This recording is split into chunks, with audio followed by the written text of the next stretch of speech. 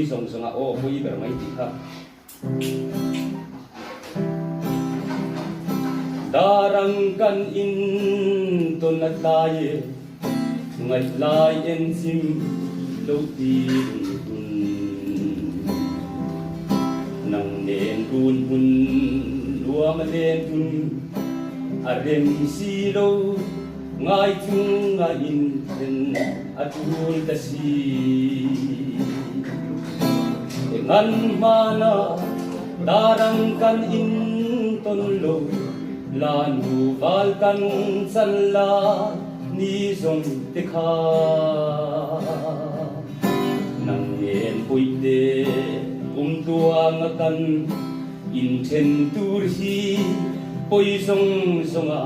o a poi ber mai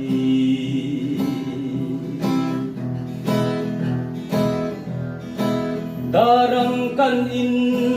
ton na taye ngai lai en chim lo di lung run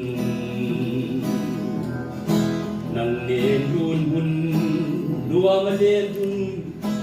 arem silo ngai chung nga in chen atul ta si ingan mana darang kan in ton lo lanu bal kan san la ni zong khao nang nen poi te kum tua nga kan in then tur hi poi zong zong a o a poi ber mai nang nen kan in ton na tai lua kan len lai ni zong rual ma se bom lai di ne khai choi len ne kan leng sia nang pun khai du ne i choi to si ngan mana darang kan in ton lo lanu val kan san la ni zong te kha nang nen poi te kum tua nga kan in then tur hi poi zong zong a o a poi ber mai kan in ton khua zong tai lo se in ba ngai le khadel takin nang nen kim ten run sung zava na vang nuin leising nun pial ra kan mang dun tu dengan mana darang kan in ton lo lanu bal kan san la ni zong te kha nang nen poi te kum tua nga kan in then tur hi poi zong zong a o a poi ber mai